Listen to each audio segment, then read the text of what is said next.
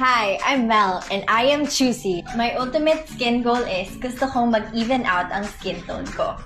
Hi, my name is Gian Anwada. My skin goals are to become whiter, fairer, healthier, and younger.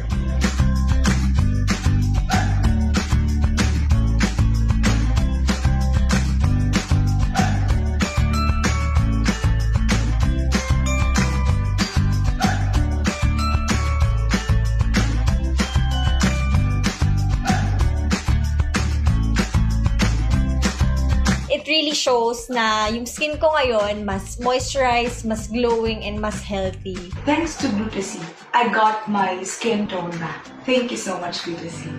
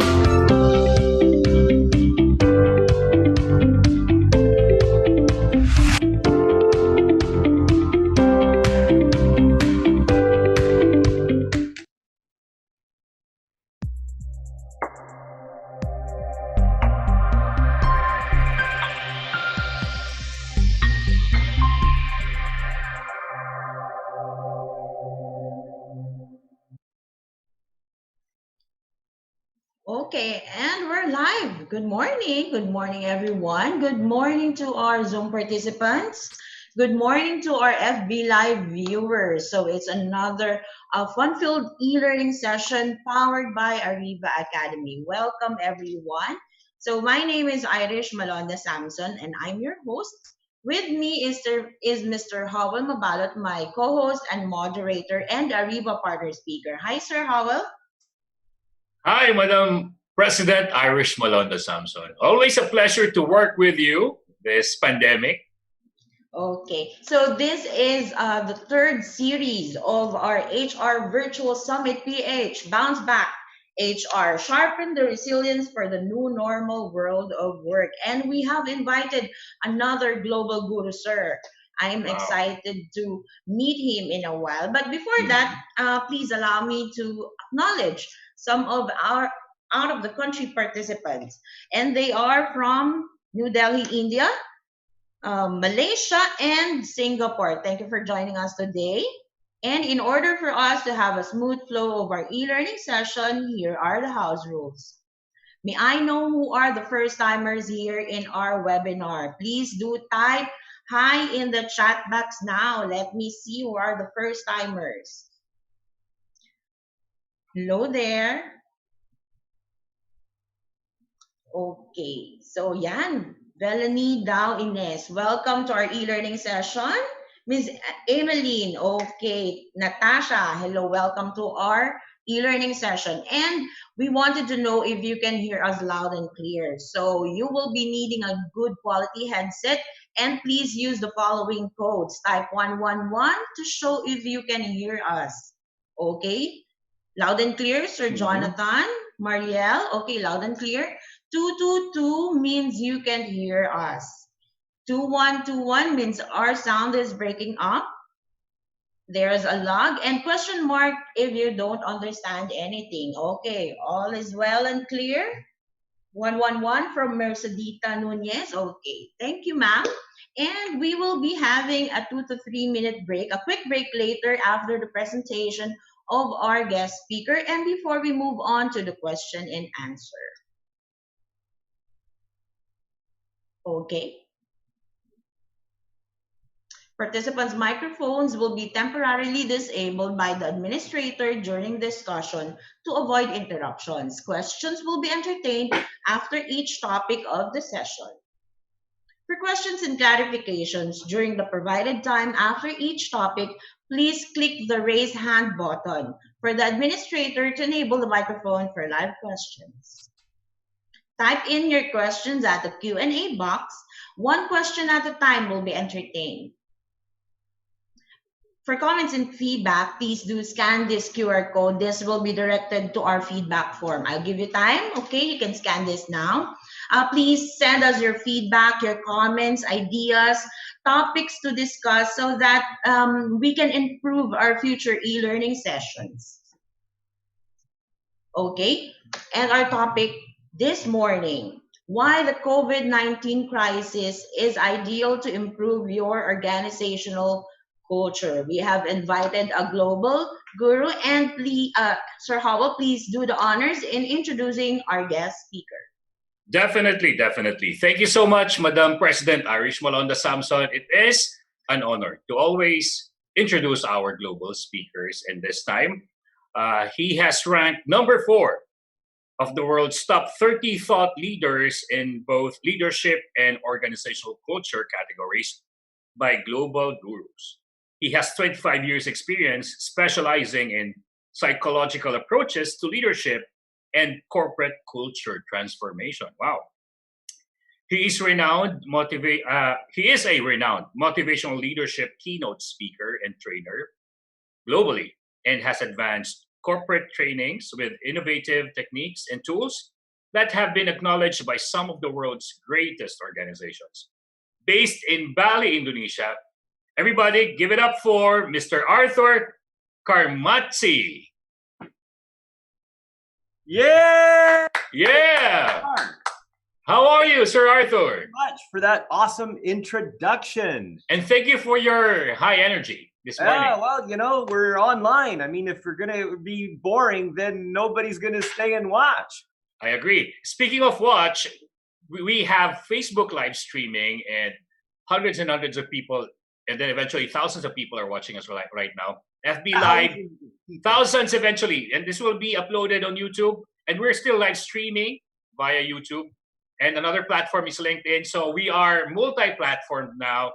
We are in social media in all parts of the world. People are watching us. Awesome. So no pressure on you, sir. That's all right. It's still a lot easier because I'm still just talking to a camera instead of, talking to like 12,000 people in a room, right?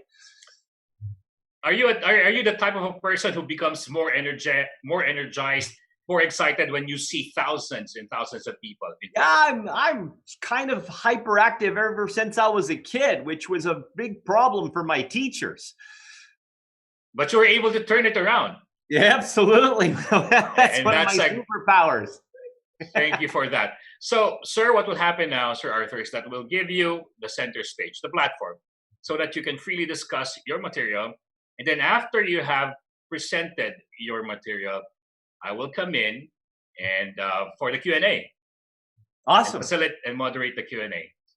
Okay, now I would like to also ask for some participation in the audience in general to just kind of get an idea of who's there first before we kind of go on and throughout the program. So for those of you that are out in the audience, I would like you to just quickly write down whether you are either, HR, if you're HR related, just write HR.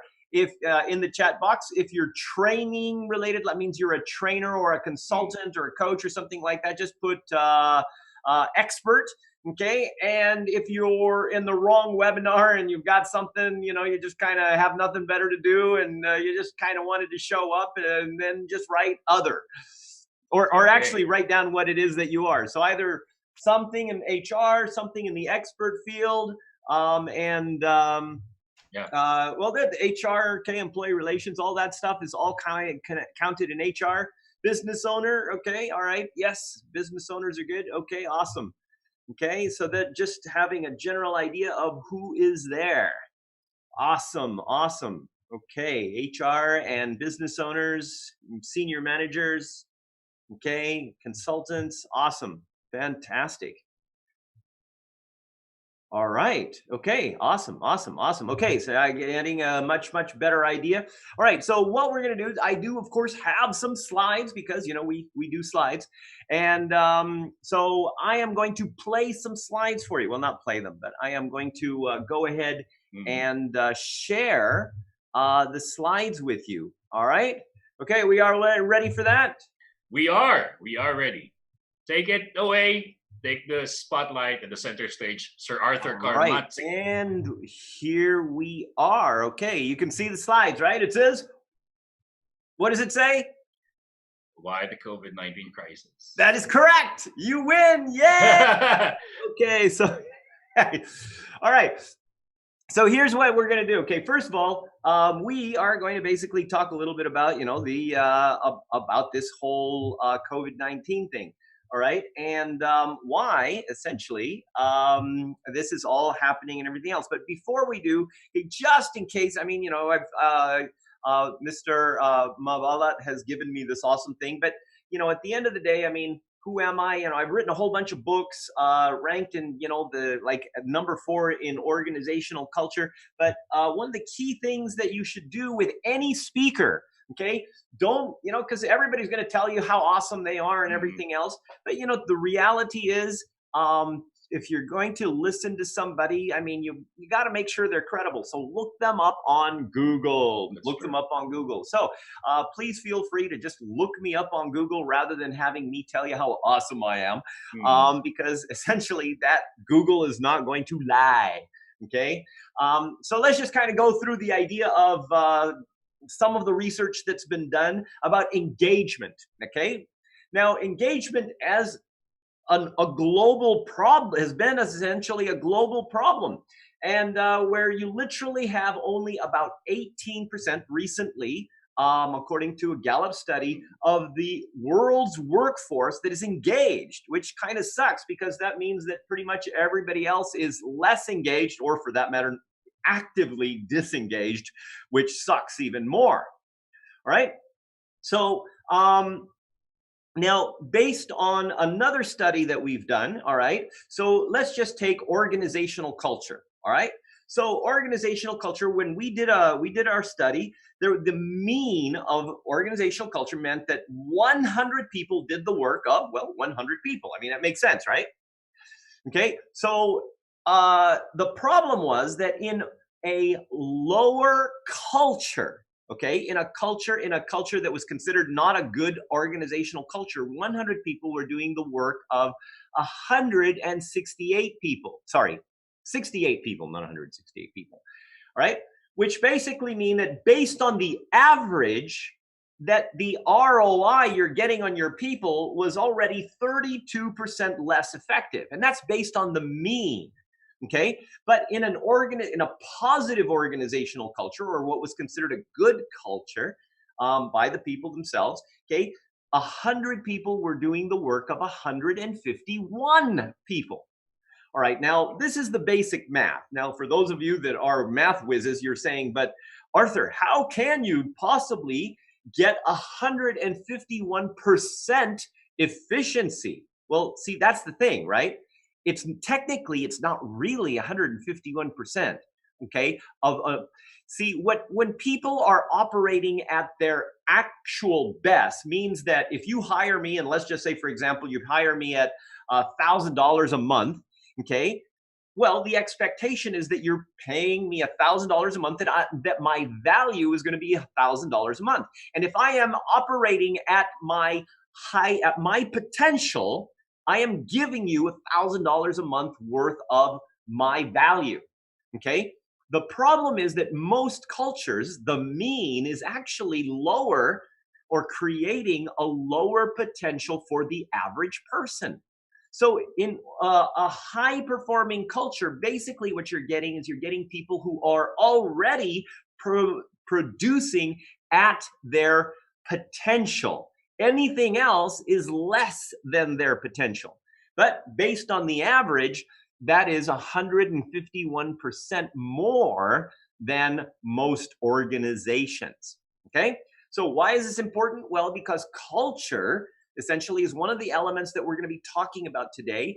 And it's important because we're going to have, we have a once literally in a lifetime opportunity, at least we hope, with this whole COVID-19 thing to improve our organizational culture. And I'm going to share with you how, but let me give you a little bit of an idea. So first of all, in the chat right now, I would like you to tell me, okay, whether you believe that organizational culture and engagement, okay, are essentially connected. Do you think that a higher organizational culture improves engagement?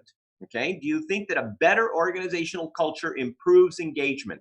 So just on a scale of 1 to 5, put 5, it's the most. Yes, it definitely improves engagement.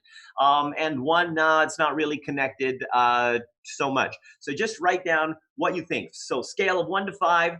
Okay, awesome, awesome. So most of the people out there think that, yes, okay, that 5, essentially, organizational culture improves engagement. Now, there's a lot of factors in organizational culture, like leadership, for example, which we'll kind of go into in a little bit. But for the most part, organizations feel that engagement is very important, and engagement does definitely relate to efficiency, productivity, and more importantly, innovation, especially nowadays. Would you agree with that? Okay, so if we've got 82% basically of the worldwide workforce that is not really engaged, that means that a lot of our organizations, a lot of our people are not really producing at their potential. Now, if you take Gallup's study, and basically they found that 59% lower turnover when people are engaged, and 21% higher profitability for companies who have engaged individuals, which also is directly related to organizational culture. Okay, so now enter the coronavirus. Dun, dun, dun! Okay, and the coronavirus now, everybody's freaking out, and everybody's like, now you're stuck at home, and you've got all these different problems, and you got all these things going on, and people are starting to feel uncertain and everything else, and stressed out. Hey, I got a question for you. Okay, in how many of you on a scale of 1 to 5, all right, 5 being totally stressed out, unsure, okay, and 1 being like, hey, I'm chilled, man, you know, everything is cool, I like being at home, home is the best place to be, okay, and of course 3 is like right in the middle, right? Okay, so 5 being totally like stressed out, 1 being totally in the zone, and 3 being kind of right in the middle. So where are you now in this whole coronavirus thing? Okay, are you feeling uncertain, kind of stressed, irritable, or are you kind of like, feeling good? What's the deal? Okay, so we got, all right, awesome. Okay, so we've got okay, so we got a good mix there of people. All right, okay. 2.5. There's always somebody. All right. Okay. So let us continue on. All right. So the current state of uncertainty and disruption, you've got a lot of people who are freaked out, especially related to their jobs. I mean, that's really the kind of the thing is like, the normal job that people were doing is a little bit different, right? There's people that are not necessarily, they're not really doing it as much in the way that they were before. People are often feeling a little bit uncertain about, oh, am I adding value? I mean, what's going to happen later? And uncertainty, of course, creates cortisol in your body, which essentially makes you get sick more easily. And you'll notice, even if you don't get the coronavirus, there's been a lot of people that have been getting more sick, okay? And the reason is not because there's just more flu and more stuff out there, but because your immune system is down because of uncertainty and fear and these different things that are happening during this unique time in our lives, right? And sometimes people are at home, they're just kind of like thinking and oh, what's going to happen, when we go back, and all these different things, which kind of is not necessarily good for people. So, okay, here's the opportunity. And now let me ask you a question on this, all right? Okay, so first of all, okay, I'm just going to go through this, and then I'm going to ask you a question. I'm going to go through these 3 points. First of all, do you think that organizations want to improve work culture in general? Not now, okay? I'm just talking in general, okay? But the problem, one of the biggest problems with organizations that have wanted to improve their work culture, basically it's too busy. I mean, they've got all these things going on, they've got these things happening, and so therefore, well, basically they don't do it because too much work, too much expense, and you got to get all this stuff done, okay? Number one. Now, people in general, okay, definitely want to have a better working environment, but they get to work and it's like they got to focus on their jobs and they're just too busy to actually focus on the environment and creating a better workplace and everything else because they're busy, okay? And of course, if okay, people had the potential to be listened to on literally how to create their organization so that they could be more successful in the organization and be more productive, do you think that people would get excited? Okay, so I just want to ask you, in your opinion, okay, is this true? Are these 3 statements true? Okay, do you believe that these statements are true? So just write down yes, no, okay, based on your opinion. So do you think that these statements are true? All right. Okay, so we've got, okay, yes, okay. Awesome.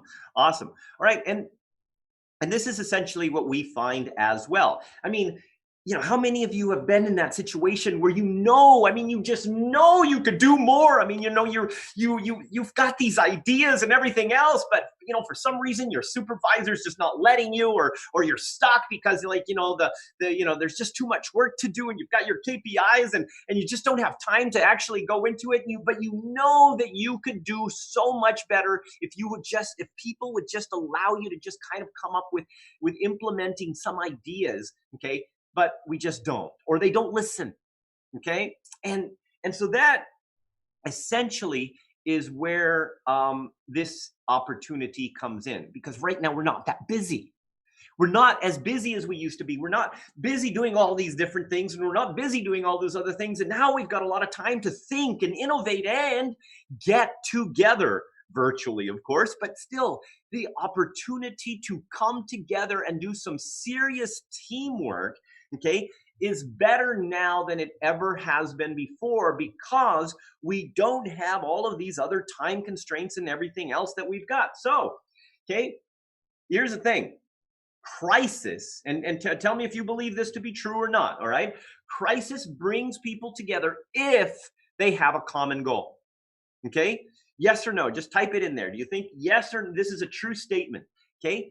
Crisis brings people together if they have a common goal. And this thing here, see, this is, for those of you, anybody that knows history, if you'll notice, I mean, let's say, for example, Arminius basically got all of the Germanic tribes that were being oppressed by the Romans, and they were all fighting against each other, and he united them against the Romans, which, of course, was the beginning of the fall of the Roman Empire. But the thing is that, see, that was a crisis. People were being oppressed and everything else. But now, because they all got together, they were able to have a major force, and a force that literally toppled one of the major empires in the past.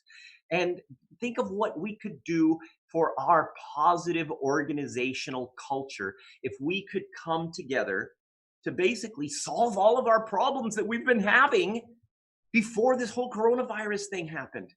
What if we could really bring out the best of who we were and work together and come together to innovate and solve the problems that our organizations have?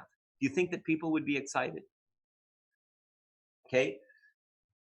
Now, in order to do this, we have to have essentially one idea, okay? We have to have one thing which we consider the common purpose, the common goal. Now, I would like to ask you a question.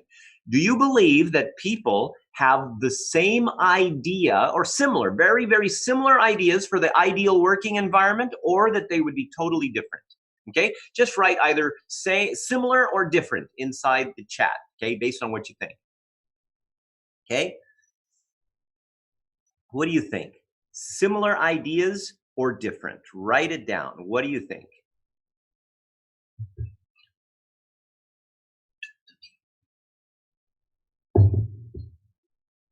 Okay, we got a lot of people saying different. Okay. Very different ideas. Okay. I'm going to tell you something, okay, that this is based on our research in 57 different countries, okay? Everybody was asked, everybody from CEOs to janitors, okay? PhDs to high school dropouts, okay? Different cultures, different religions, different customs, young people, old people, okay? I mean, different, literally a complete cross-reference of humanity across the world. And pretty much everybody has similar ideas to what the ideal working environment is. Would you like me to share those with you? That was a question. Okay. All right. So I'm going to share it with you. Okay. You ready? I'm going to share it with you. And then you tell me if this is right. All right. All right. First of all, okay, people want teamwork. Okay. So, I mean, yeah, we want to work together. We want to have teamwork. We want people to connect and communicate with each other. So teamwork is one of the key things. All right. And I want you to think about this as I'm telling you this. Is this something that you would want? Okay. Now, people want trust, something related to trust. Now, trust could be something like, oh, I want to be innovative, or I want to try things my own way. I want to, implement my own ideas. Okay. But for some reason, people just don't let me do it. They don't trust me. Okay. But trust also meant, where people will essentially trust that you're going to be accountable for your work also. So from a management perspective, yeah, I got to be able to trust that people really want to do and are implementing what they want. So something related to trust, either being trusted to do stuff or essentially being able to trust other people to do what they're supposed to do. Something related to clarity. Right? Clarity could be things like transparency. I mean, if I know what's going on, it's a lot easier for me to actually come up with a overall perspective of what I should do. Clarity on what I need to do. Okay, what do I need to do in order to succeed? I mean, in some cases it could be structure. In some cases it could be, a vision. It could be, a variety of things. But at least, do I have a direction? Do I have a clear way of doing things, or a clear direction on how to get there? So something related to clarity. Okay, and then a supportive environment. So let's say, for example, you're in the marketing department, and for some, there's something that you need, and let's say you, as the marketing guy, can go and talk to the CFO to try to rearrange the budget, and the CFO actually listens to you, and so then you've got this supportive environment where people, including the CEO and all these other people, are actually communicating, talking to each other, and trying to support each other and each department because of the common goal of the organization rather than the common goal of the department. Okay? And so then finally, of course, people want to have fun. People want, do you like having fun? I mean, who wants to go to work and be boring all the time? I mean, that sucks, man. So, okay, first of all, do you agree in general that these are that you would want these things? Okay, because this is more or less, okay, what most people come up with across 57 different countries. These are the basic ideas that most people come up with, regardless of culture, age, position, etc. Okay, do you agree? Yes or no? Okay, all right. Yes. Okay, so that means we have a common vision. We have a common vision. But the reason, even though we have this common vision, we've always had this common vision, okay? The thing is that we don't implement it because we're all focused on the process instead of the actual objective. We're all busy, okay? Until now, this unique opportunity. So now if we have human beings and we put them together with a purpose, and that purpose would be basically to create the ideal working environment and solve some problems. Okay, do you think that people are going to be more excited and be more creative problem solvers and basically be more productive and come up be able to brainstorm together and come up and solve some serious problems?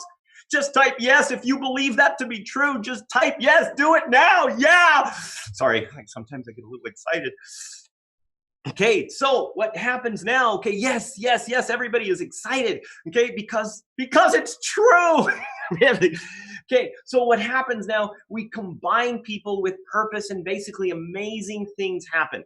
All right, and so okay, this ideal working environment. So this is what we're going to do. Okay, because before we start anything, we have to know where we are. Right. Okay, so anything that, so in order to get your people started to create this ideal working environment, okay, they need to know where they are, right? So there is essentially these different levels of organizational culture evolution, right? And so the first thing you got to know is, where are you? So that is the beginning point of your map. And why is it important to have a benchmark? Because as human beings, we want to be able to see progress. And if we can see progress, we can see that what we're doing is having an effect. And we can see that it's having an effect that gets us more excited. It's kind of like me and the violin. I don't know, does anybody play violin here? Okay, I've been trying to play violin, right?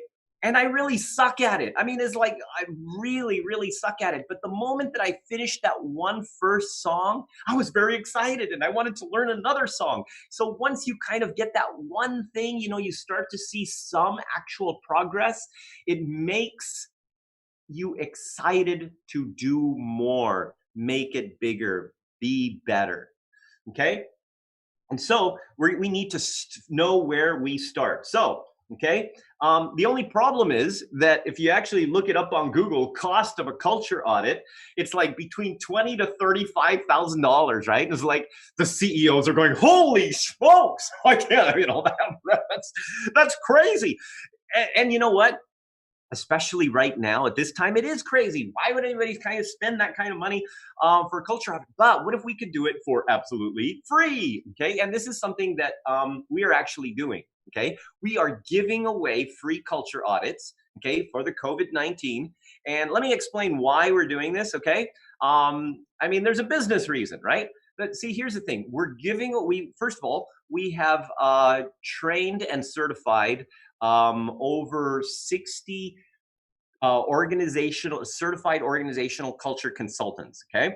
And so these people basically need to practice, number one. So that means when they do these culture audits, we're getting all of these people who have built up and gone through this whole intensive program in order to understand how to do a culture audit. So that's one. Now, second is, okay, it's all coming through us and, our company and everything else. And what happens if you help people, eventually the people remember you after the whole thing is all over, and maybe they'll give you some business, right? So that's kind of the whole business thing behind it. So we're giving these things away. Okay, so that organizations can help not just, understand where they are, but also the strategy of how they can get their people excited about doing it based on whatever happens in the culture audit. Okay, so all of this stuff that normally would cost between $4,000 to $12,000 is free.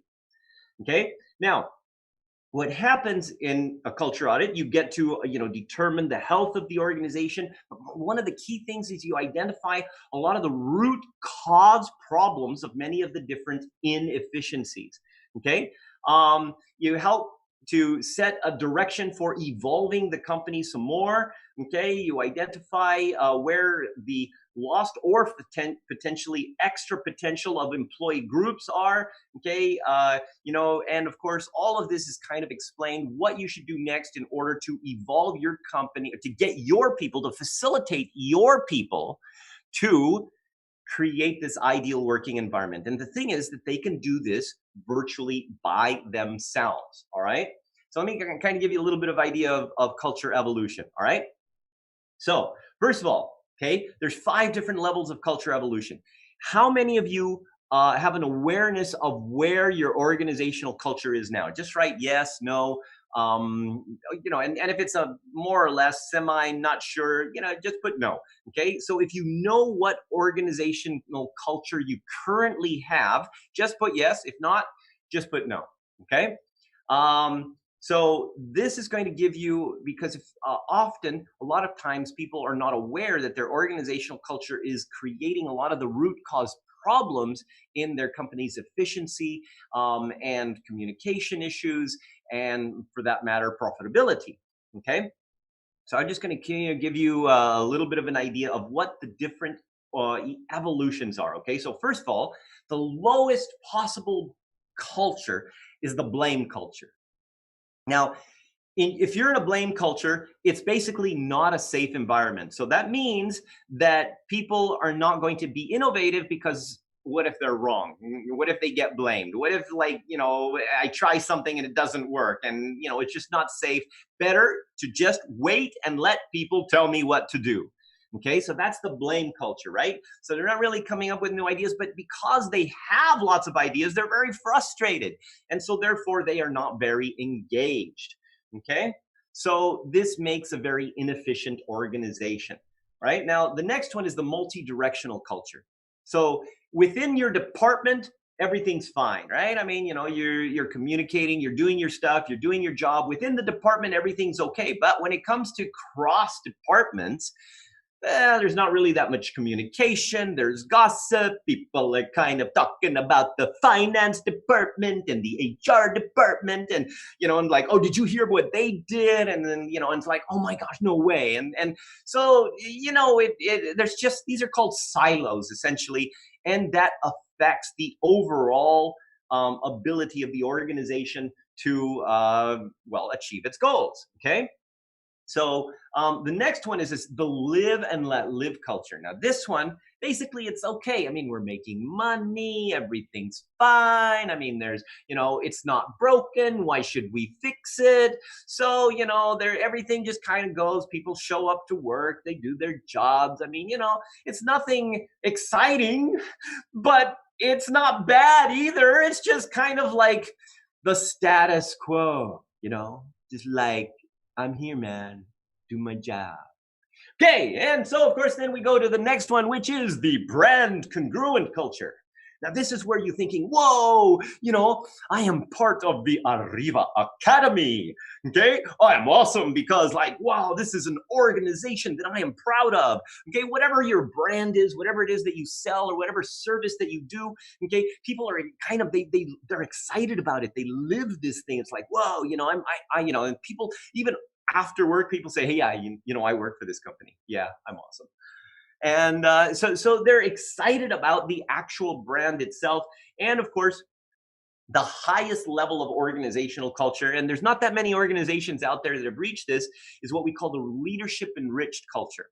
Now, in this organizational culture, let's say, for example, that you have just started a new job, and you're in the organization for like 3 weeks, okay? And because of your newness, you're kind of looking around and seeing what's going on and everything else. And you've got some really good ideas, and you're excited about these ideas, and like, you're super passionate. And so then what ends up happening is that you talk to like your supervisor, and the supervisor says, hey, that's an interesting idea. And so then they get the CEO involved, and so basically now you, who just started this job 3 weeks ago, are in charge of this project, which is your idea, and you're telling your supervisor what you need from them, and you're telling the CEO what you need from them, and they support you.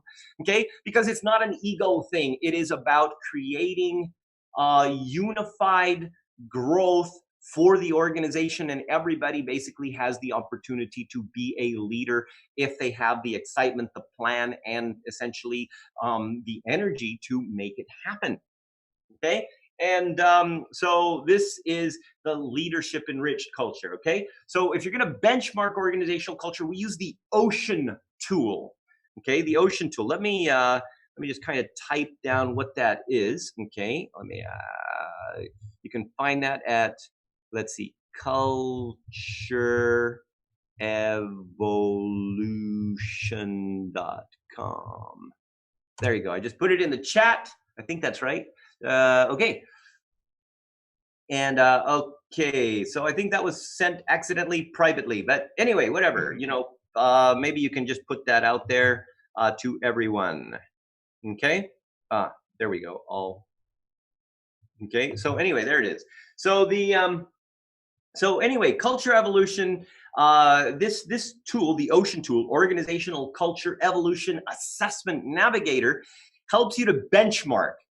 Okay. And so as a benchmark, it gives you a place to start.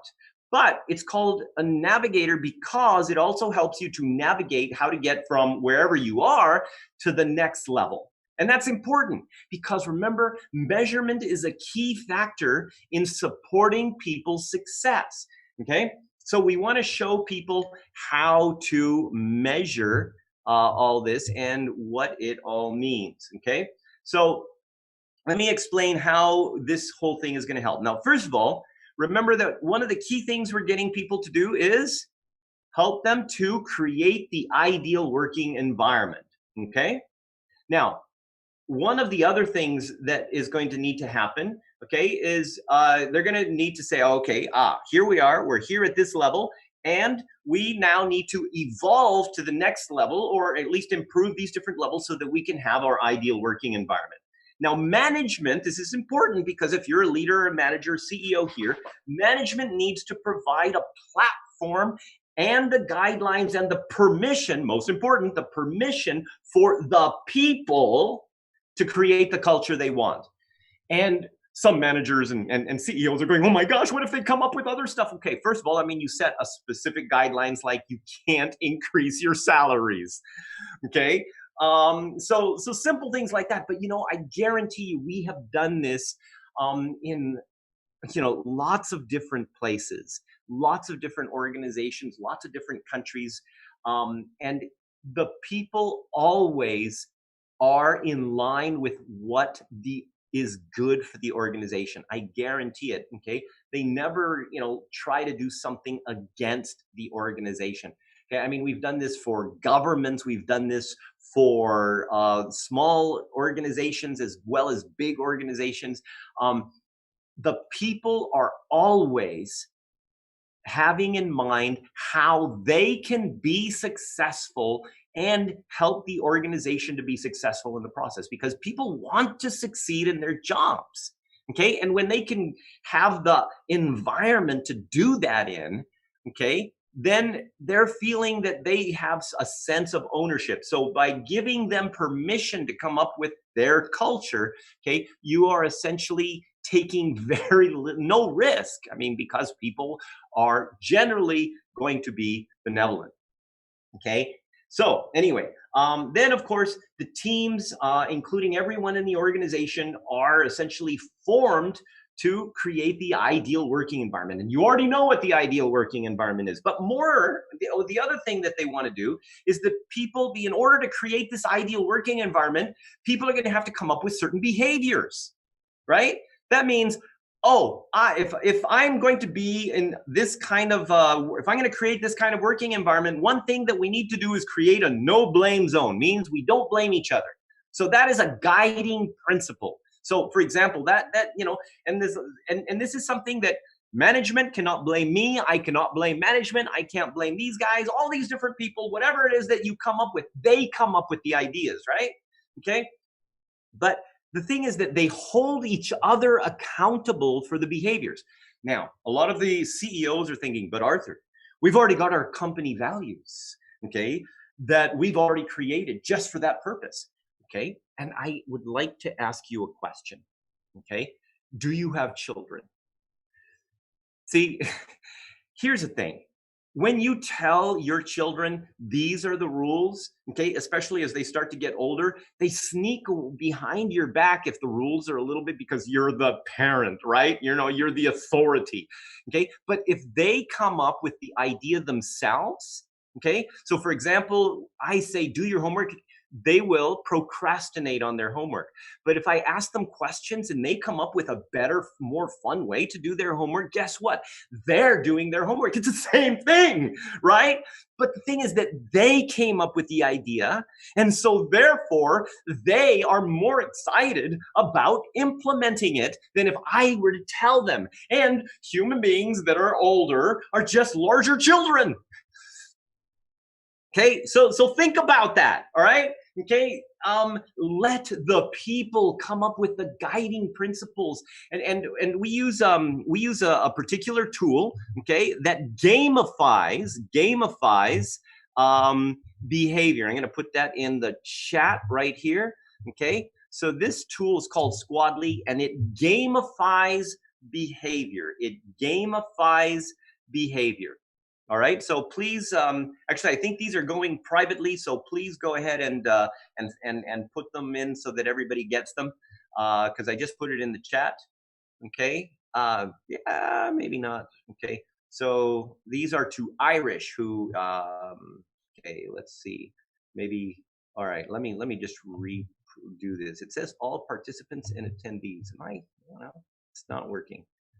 Or you can try, Sir Arthur, the Q&A. You can type it there, so everybody. No, we see it now. Oh, you see it now? Yes, Squaddy. Ah, okay, there it is. Squaddy.com. Okay, that's one. And the previous one was this one, which was the culture tool, the ocean tool. There we go. Okay, I got it. Okay, thank you guys. Thank you. So anyway, now besides the guiding principles, all right, the other thing that people are going to want to do is they're going to want to fix some problems, all right? Now, when you get a whole bunch of people to literally come up with ideas on how to fix their own problems, I can guarantee you the people themselves are going to be way better at really solving a lot of these problems than the senior management. Why? Because the people are the ones that are in it. And just to give you an idea, right? We had, there was one organization, it's called Techneep, and we specifically worked with a joint venture between Techneep and the Malaysian ports. What Techneep does is they build offshore oil rigs, right? Okay. So anyway, senior management would, brought us in to do this culture change initiative, implementation, and everything else. One of the things the people came up with, we didn't do this. All we do is facilitate the people, right? Okay.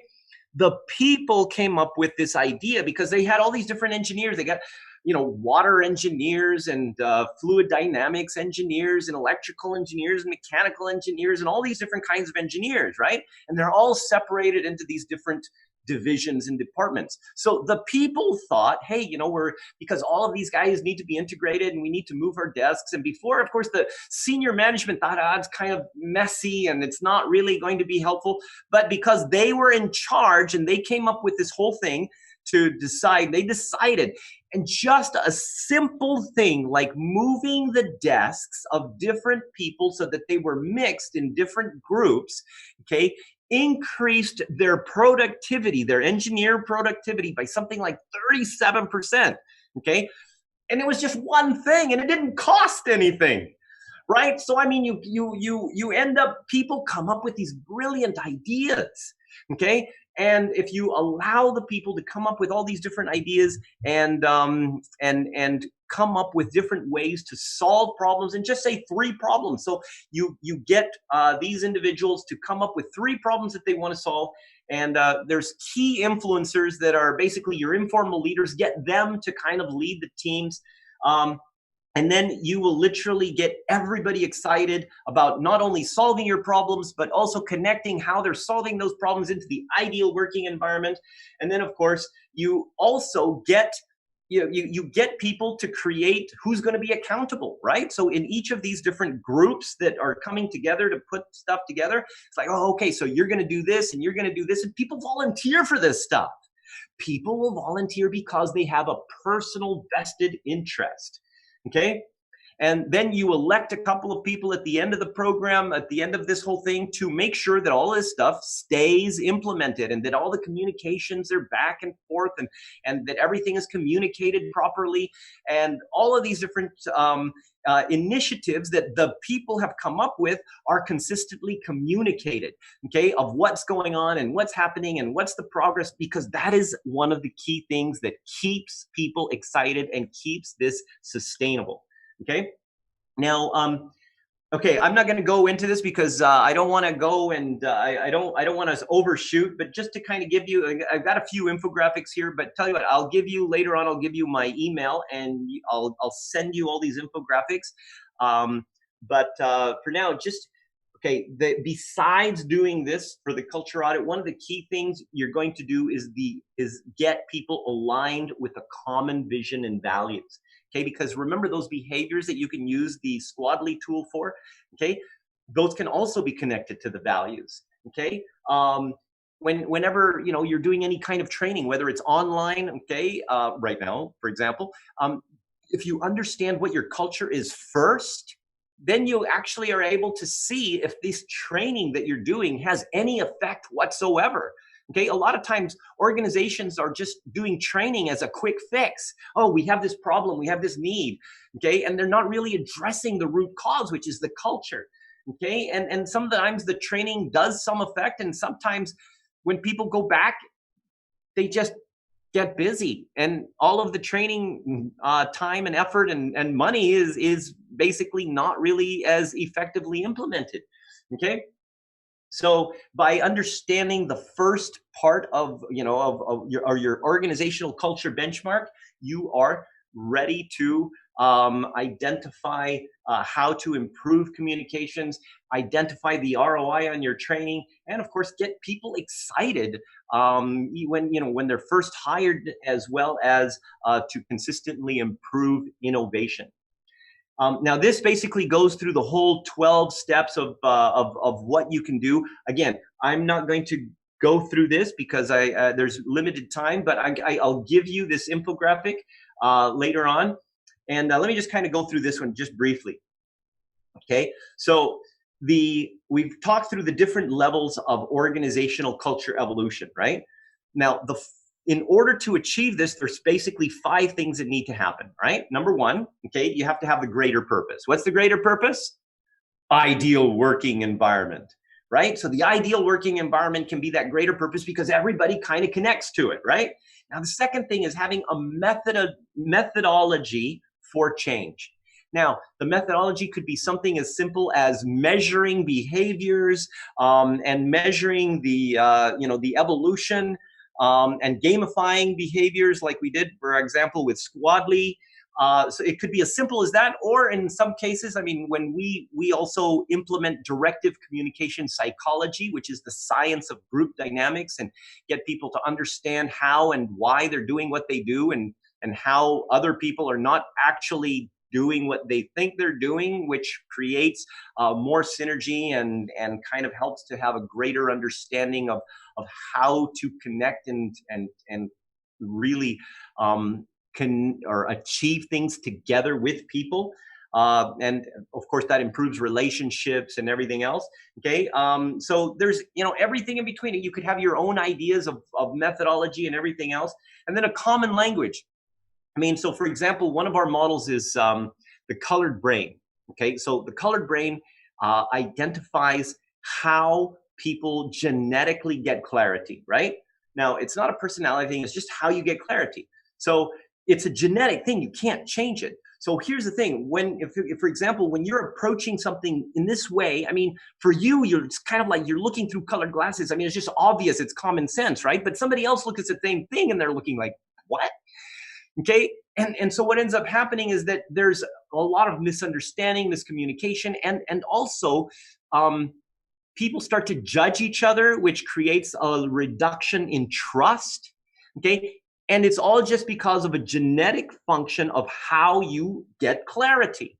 Okay, and so by helping people to kind of understand this, and there's an online system that connects everybody and shows where everybody is in their danger zone and everything else, and helps them to get out of the danger zone and gamifies it as well, what happens is that people tend to be more aware, and they use the languages like, for example, oh, dude, you're green brain. No, okay, but remember, I'm purple. And so therefore, they start using the language of what it all means and doing it in a fun way. So there is a predefined communication that is non-confrontational that basically helps people to get things done. Now, the next one is the unified identity, and this one's super important, okay? Unified identity is the club. I mean, if you're going to create a culture, you're going to get your people to create a culture. This is super important. Your people need to own the culture. The culture is not owned by the organization. The people need to own the culture. Why? Because, they're the ones that are creating it, and they're the ones that are perpetuating it. And as new people come in, they continue to perpetuate it if those people feel that they have a sense of ownership, right? Okay. And when, so for example, when we do these implementation programs, people choose, names for their culture, like, oh, we're the revolutionary patriots, or we're the Knights of Transformation, or the rainbow, what do they call, the rainbow pioneers of success. So they got all these different names that they come up with, right? But people, it's like, I belong to the club, and there's always going to be those few people that are like, why are you having so much fun? Okay, this is supposed to be work. It's supposed to be difficult. Okay, you're not supposed to be happy. Okay, and so you got a few of those, right? And what ends up happening is that they end up kind of not being in the club, okay, because they're like that, right? And so therefore, eventually, either they quit, get fired, or join the club, and that's a key factor. And then, of course, the supportive environment in this case means, like, let's say that me as a person want to, let's say, stop smoking, okay? And that means that I tell everybody, hey, I want to stop smoking. And the people, because they're in part of my supportive environment, help me to personally achieve my goal. Okay, like you guys were playing that skin thing commercial in the beginning. Hey, it's like, help me to get my skin feeling good and stuff, right? So you can do all kinds of stuff with that. Okay, so if you want to find out more about the process, there's this giant article at culturechange.academy. Here, let me go ahead and so this is just an article about everything that I've talked about, and I'm going to put that right here. Okay, and so that okay, that works. Okay, so this gives you this will tell you more or less the entire process in much more detail than what I was just talking about now. Okay, and it's a long document. Okay, so putting the unified identity, because people own it. Okay, I mean the culture belonging to the people, and then again, I'm not going to go through this in detail, but this is where you have to have once you get this started, make sure that you have your people that kind of show the journey and show what's happening at each stage in the journey. And then we've created these infographics to help people kind of show what's going on and what's happening and everything else. And get people to map out their success. I mean, that's really the key. Remember, measurement supports progress and excitement and passion. Okay? And once you've got people to the point, then of doing something, and look what we've done, and we've created these guiding principles, we've done this, then measure the organizational culture again. And and then it'll compare what you did with the benchmark against where you are now. Okay? And all of this is part of the thing that we're talking about, where we're going to absolutely help you for free. Now, if you'd like the slides and the infographics, go ahead and send me an email, okay, right here, if you want all of the slides and graphics, okay, just right here, and let me put my email in here as well.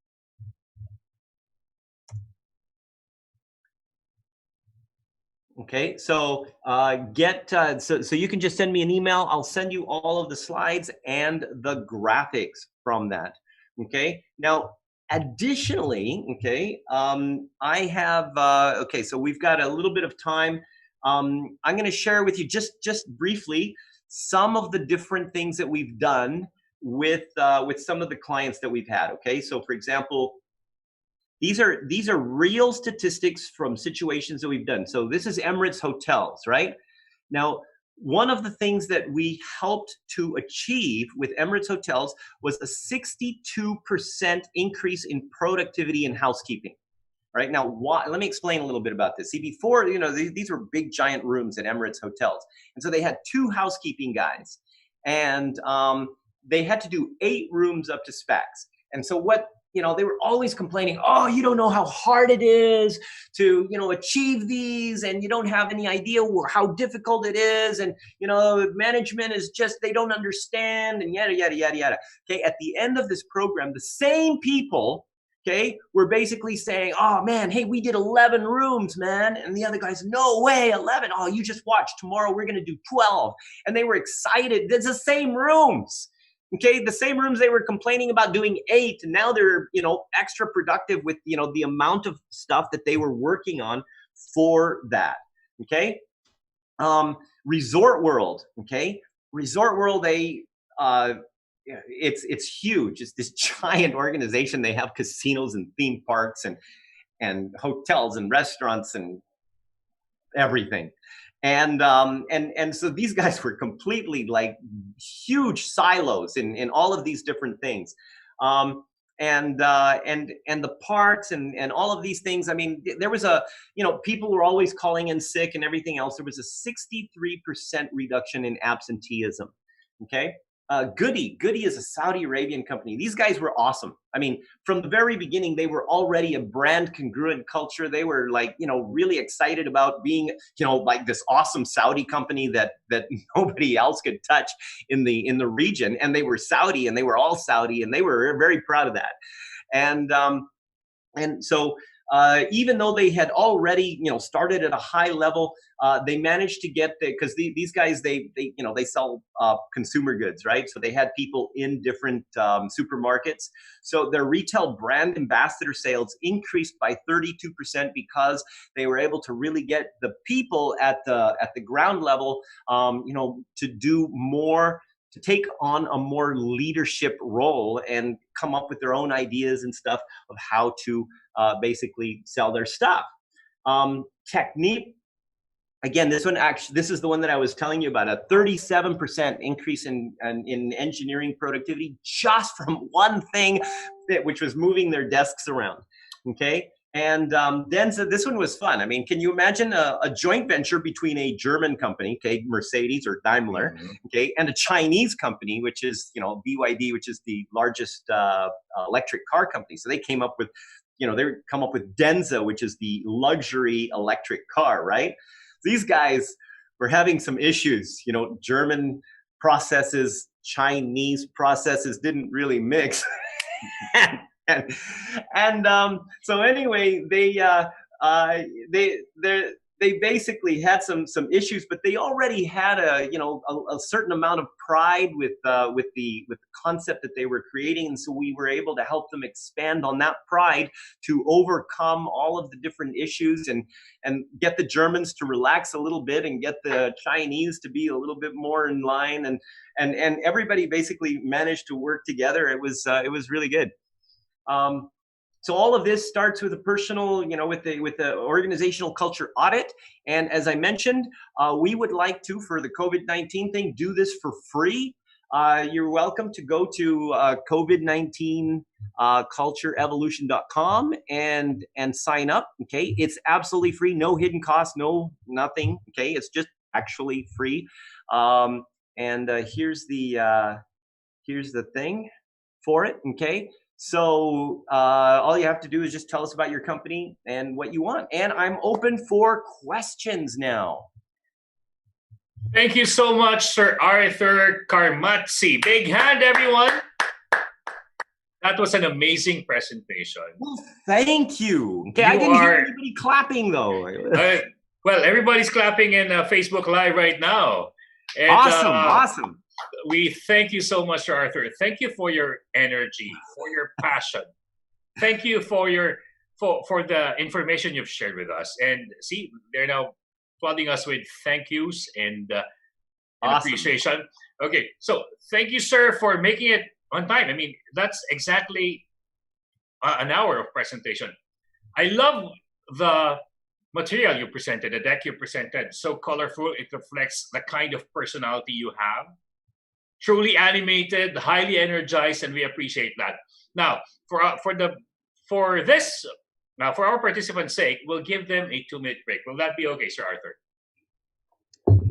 Absolutely. Okay, so everybody, don't you go away. We'll pause for a 2-minute break, and when we return, will be entertaining your questions. And of course, Sir Arthur Carmazzi will answer them one by one. Thank you so much. Don't you go away, our dear participants. See you in 2 minutes. 2 minutes.